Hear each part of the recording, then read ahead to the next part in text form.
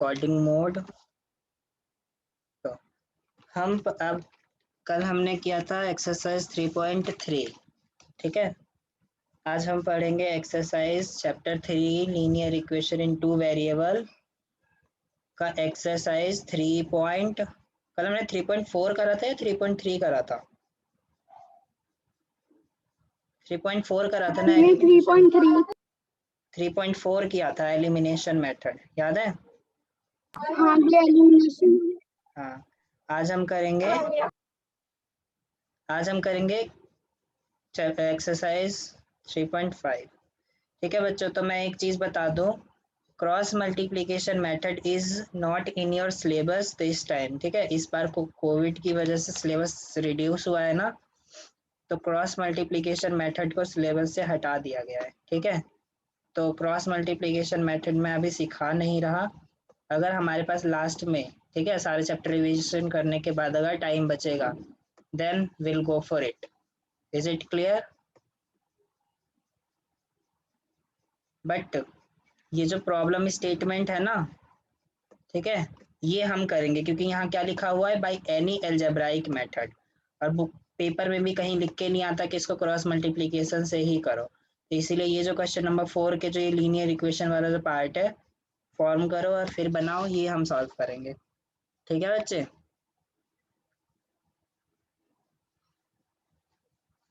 हाँ या ना?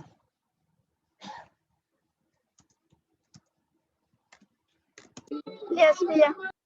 ओके बच्चे, तो फर्स्ट क्वेश्चन क्या है?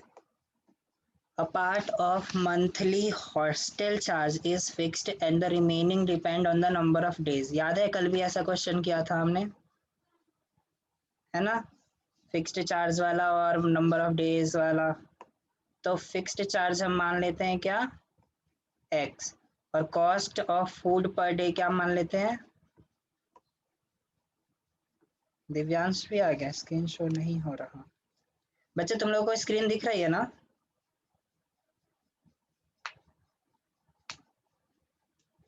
यस भैया। दिव्यांश तेरा नेट प्रॉब्लम होगा बच्चे, इस वजह से तुझे स्क्रीन नहीं दिख रही है, ठीक है। वेट कर, दिख जाएगी, या फिर एक काम कर, दोबारा से मतलब लीव कर और फिर अगेन ज्वाइन कर। तो फिक्स्ड चार्जेस हमने क्या माना, x, and cost of food per day क्या मान रहे हैं हम, y, ठीक है। तो बोल रहा है कि फिक्स्ड चार्ज, ये तो हो गया, when a student ate take food for 20 days, कितने दिनों के लिए खाना लेता है वो, 20 दिनों के लिए, तो उसे कितना पे करना पड़ता है, 1000 रुपये, ठीक है। लेकिन अगर स्टूडेंट बी 26 दिनों के लिए अगर वो करता है, उसे पे करना पड़ता है 1180 एज हॉस्टल चार्ज। ओके, हाँ। तो कुछ हॉस्टल चार्ज जो है इनका वो तो फिक्स है, और वो फिक्स क्या है, x, ठीक है। तो जो मेरी इक्वेशन बनेगी वो क्या बनेगा, फर्स्ट इक्वेशन x ये फिक्स हो गया, प्लस दूसरा जो y है मेरा वो किस पे डिपेंड करता है, नंबर ऑफ डेज पे। तो मैंने कितने दिनों के लिए रूम लिया, अगर मैंने 20 दिनों के लिए रूम लिया तो 20 इंटू वाई, और ओवरऑल मुझे कितना खर्च पैसे देना पड़ रहा है, 1000। तो मेरी फर्स्ट इक्वेशन बन गई ये, वो हो गया फिक्स्ड, और दूसरा 20 मल्टीप्लाई बाई वाई, क्योंकि 20 days dependent on y, but overall खर्चा 1000।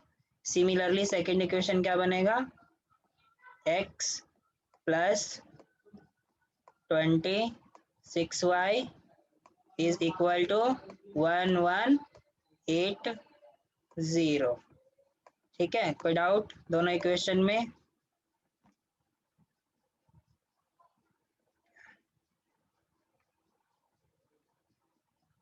नहीं भैया। बाकी लोगों को, कृष्णा, दिव्यांश,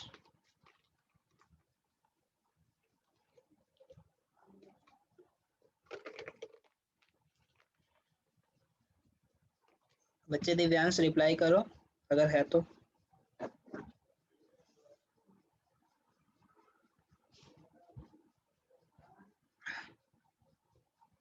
बच्चे बुक है ना तेरे पास, बुक, बुक में देख ले, क्वेश्चन बुक में देख। और सॉल्यूशन भी मैंने डाल रखा है, तो सॉल्यूशन भी देख सकते हो। और सुन, अगर कुछ नहीं दिख रहा ना तो मैं रिकॉर्डिंग अपलोड करूंगा, रिकॉर्डिंग देख लेना दिव्यांश, अगर समझ ना आए तो। ठीक है दिव्यांश?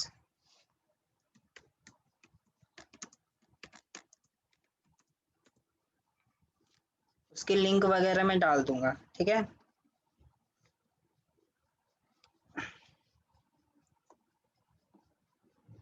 नेक्स्ट क्वेश्चन क्या है? ये तो आएगा, बताओ इस जो ही बताओ, इसका सेकंड क्वेश्चन का क्या इक्वेशन बनेगा और कैसे बनेगा? भैया न्यूमरेटर को x मान लेंगे, डिनोमिनेटर को y। We'll consider numerator as x and denominator as y. ठीक है? Then 1 is subtracted from numerator, यानी जो भी न्यूमरेटर है, यानी x में मेरा क्या सब्ट्रैक्ट हुआ? 1, एंड y में कितना? और जो डिनोमिनेटर में तो कुछ है ही नहीं, है ना?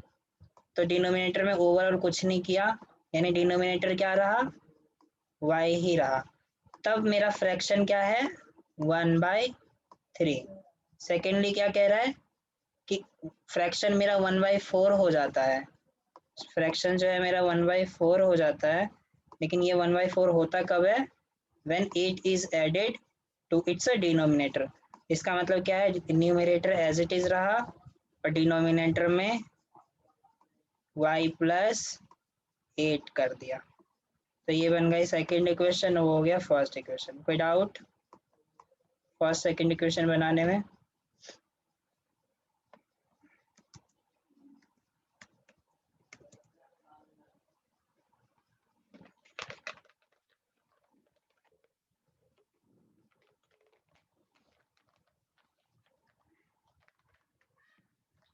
Okay, so let us move to the third question. Third question बताएगा कौन? कृष्णा तो माइक ऑन ही नहीं रखता, बोलेगा कैसे?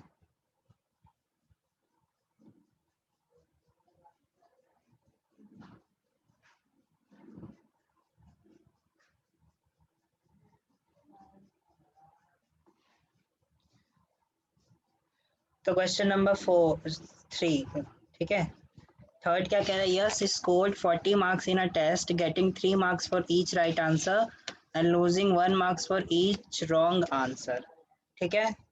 तो how many questions were there in test? कितने क्वेश्चंस थे टेस्ट में? ठीक है, तो हम क्या कंसीडर करके चलते हैं? राइट आंसर कितने, रॉन्ग आंसर, दो ही कंडीशन है ना? ठीक है, तो राइट आंसर मान के चलते हैं हम x एंड रॉन्ग आंसर क्या मान के चल रहे हैं? y। ठीक है, तो 3 marks for each right answer. ठीक है, तो 3 मल्टीप्लाई बाई एक्स, क्योंकि 3 नंबर है हर एक राइट आंसर के लिए, और लूज कर जाता है 1 marks for each wrong answer. Lose करने का मतलब क्या है? माइनस हो जाता है 1 marks for all wrong answer. तो उसको कितने मार्क्स टोटल ऑब्टेन्ड होते हैं? 40। आई थिंक यही बननी चाहिए इक्वेशन, एक बार देख लेता हूँ।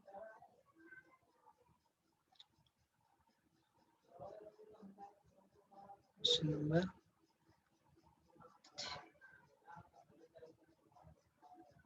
ठीक है बच्चे, इक्वेशन समझ आया फर्स्ट?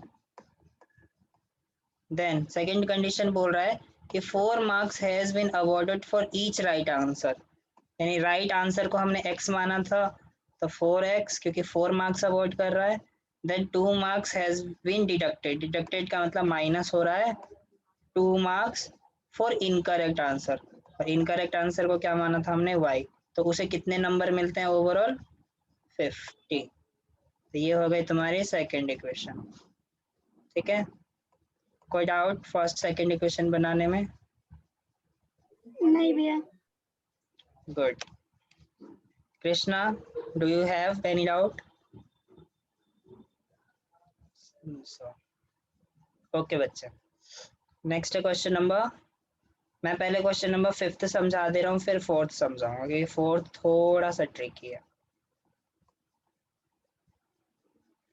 तो 5th देखो, the area of rectangle gets reduced by 9 square unit. ठीक है। एरिया कितना कम हो जाता है, रिड्यूस का मतलब कम हो जाता है बाय 9 स्क्वायर यूनिट। ठीक है। If length is reduced by 5 unit and breadth is increased by 3 unit. ठीक है। तो मैं क्या मान लेता हूँ, जो मेरा लेंथ है उसको क्या मान लूँ मैं, x। ठीक है। और मैं ब्रेथ को क्या मान लेता हूँ अगर मैं, y। तो मेरा एरिया क्या आ जाएगा, एरिया क्या होगा, जो ही बताओ, x इंटू वाई, क्योंकि फॉर्मूला क्या होता है एरिया का, लेंथ इंटू ब्रेथ। तो एरिया हो गया एक्स वाई। ठीक है। अब क्वेश्चन के हिसाब से क्या कह रहा है कि area of rectangle gate reduced by 9। तो जो भी मेरा एरिया है वो 9 घट जाता है, यानी एक्स वाई माइनस 9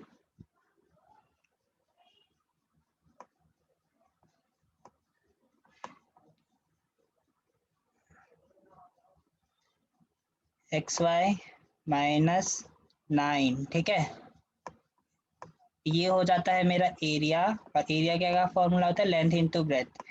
लेंथ में अगर लेंथ जो है मेरा एल, अगर मेरा 5 रिड्यूस हो जाता है, और बी ब्रेथ जो है मेरा 3 यूनिट इंक्रीज हो जाता है, यानी बी प्लस 3, यानी फाइनल इक्वेशन ये, यानी सॉरी, लेंथ मेरा एक्स है और ब्रेथ मेरा वाई है। तो ये बन जाएगा एक्स वाई माइनस 9। ठीक है। एक्स को वाई से मल्टीप्लाई करोगे तो एक्स वाई, यानी फाइनली हम ब्रैकेट ओपन कर रहे हैं, देन एक्स को 3 से करोगे तो प्लस का 3x, माइनस 5 को y से मल्टीप्लाई करोगे तो माइनस का 5y, और देन 5 को 3 से मल्टीप्लाई करोगे तो माइनस का 15। ठीक है। एक्स वाई को इधर लेके आओगे तो ये एक्स वाई कट जाएगा, इधर क्या बच गया, माइनस का 3 इज इक्वल टू इधर बचा 3x माइनस का 5y, और क्या बचा माइनस का 15। माइनस का 15 दूसरी तरफ लेके आओगे तो ये क्या बन जाएगा फाइनल, 3xy माइनस का 5y is equal to minus 9 plus 15, क्योंकि इस तरफ माइनस 15 है, दूसरी साइड जाएगा तो प्लस 15 बन जाएगा। तो ये हो जाएगा तुम्हारा 3x प्लस 9y, और ये हो गया 15 में से 9 गया तो 6। तो फाइनल इक्वेशन बना 3x plus 9y is equal to 6।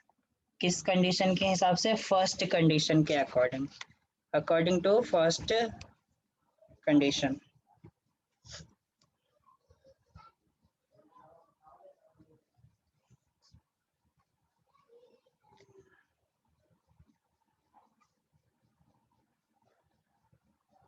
कुछ गलत किया है क्या मैंने बच्चों, सॉरी ये 9 नहीं है, ये 5 है।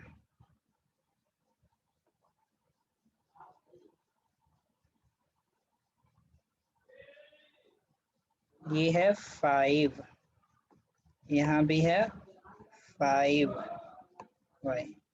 फर्स्ट इक्वेशन में किसी को कोई डाउट,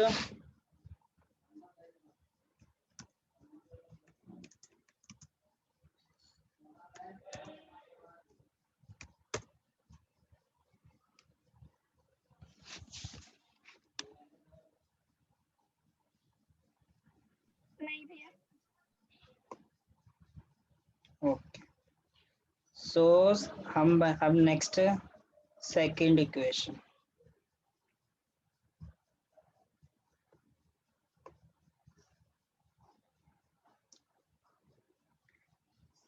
सेकंड इक्वेशन क्या है,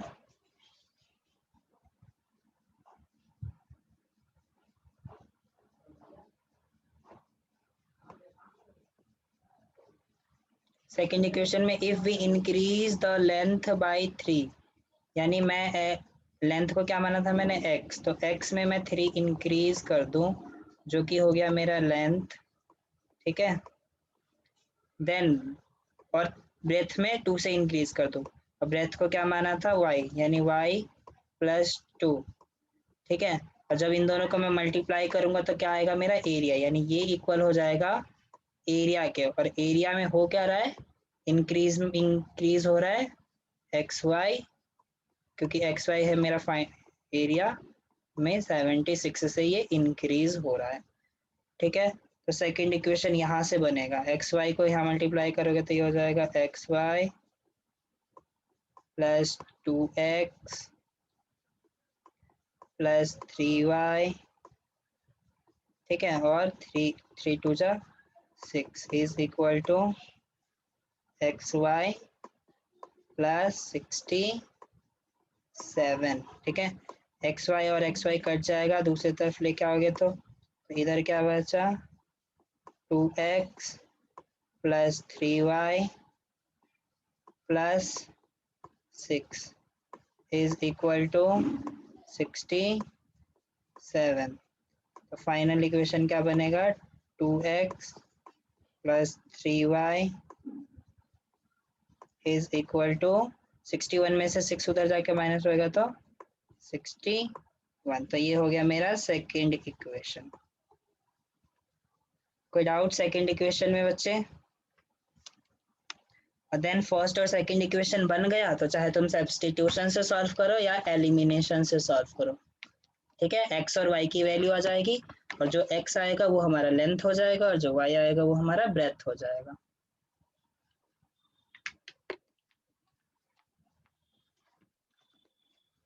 ठीक है,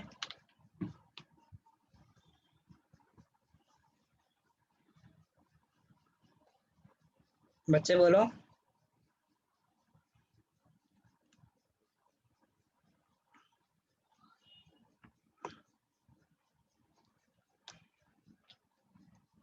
next question number 4th।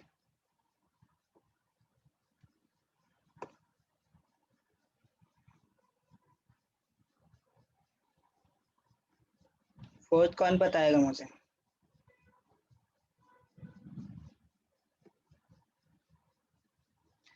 Fourth में देखो, places A and B are 100 kilometre apart.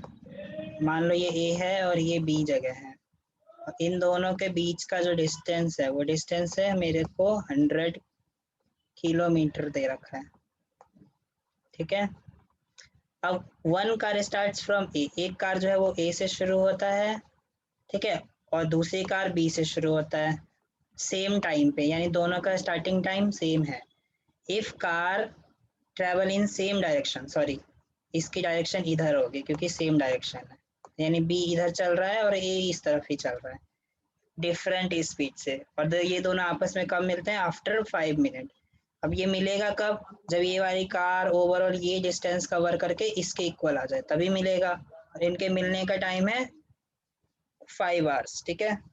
If they travel toward each other they meet in 1 hours, और ये एक दूसरे की तरफ चलते हैं तो आपस में, हाँ ये तो फर्स्ट कंडीशन हो गई कि अगर ये एक दूसरे के मतलब ये भी इस डायरेक्शन में है और ये भी इस डायरेक्शन में, उस टाइम की कंडीशन है कि ये 5 घंटे में मिलते हैं, ओके।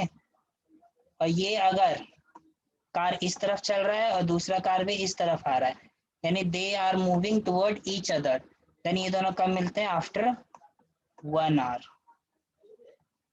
तो उनकी स्पीड निकालनी है, ओके।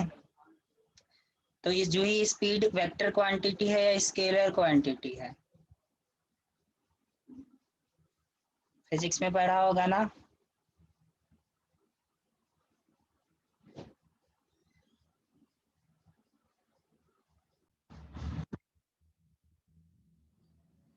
जो ये स्पीड वेक्टर क्वांटिटी है या स्केलर क्वांटिटी है?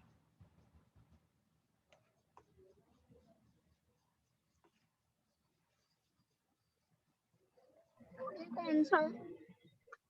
Speed, speed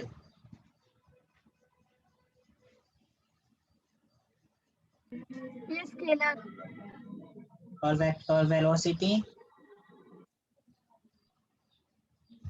vector. वेलोसिटी है वेक्टर क्वांटिटी, है ना। तो वेक्टर क्वांटिटी क्या होती है, जिसका कुछ ना कुछ पर्टिकुलर डायरेक्शन हो, है कि नहीं, ठीक है। तो मैं इसके एग्जांपल के थ्रू समझा देता हूँ। तो हम क्या मानते हैं कि फर्स्ट कार की स्पीड जो है वो क्या है, u है, एंड सेकेंड कार की स्पीड कितनी है, v. Let us suppose speed of first car v u and second car v. ठीक है, और हमने क्या, अगर, ठीक है, फिजिक्स में पढ़ा होगा कि अगर वो दोनों सेम डायरेक्शन में ट्रैवल करते हैं, if they are travelling in same direction, ठीक है, तो उन दोनों के बीच में जो रिलेटिव वेलोसिटी है वो कितना हो जाएगा, u माइनस v. इसको रिलेटिव वेलोसिटी बोला जाता है, ठीक है. और if they are travelling toward each other, और अगर ये दोनों एक दूसरे के ऑपोजिट डायरेक्शन में, तो relative velocity u plus v हो जाता है. ठीक है, ये फिजिक्स का कॉन्सेप्ट है. ठीक है, तो बस इतना याद रखना है आप लोगों को कि if they are travelling in same direction, तो उनकी वेलोसिटी जो है वो आपस में माइनस हो जाएगी, और अगर ये दोनों एक दूसरे के ऑपोजिट है तो उनकी वेलोसिटी प्लस हो जाएगी. ठीक है, उसके बाद तो कंडीशन क्या बनेगा, मेरे पास स्पीड आ गया है ना, और ओवरऑल क्या दिया हुआ था, ए और बी पॉइंट का डिस्टेंस दिया था, है ना. तो speed is equal to distance, हाँ,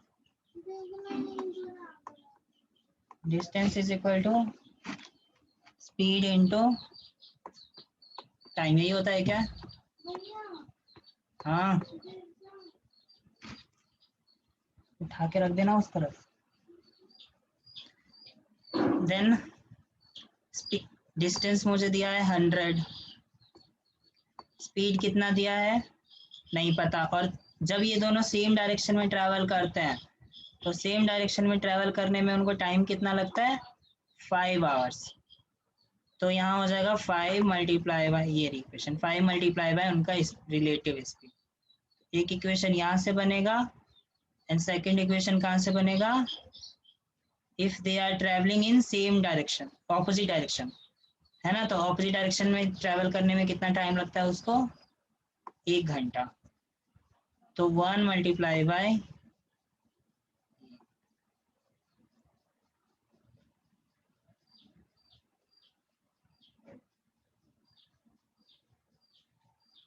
ठीक है जो ही समझ आया.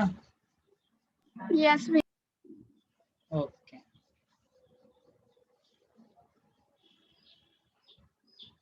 तो आज कोई है नहीं, तो एक काम करते हैं, आज क्लास को यहीं बंद कर देते हैं. ठीक है,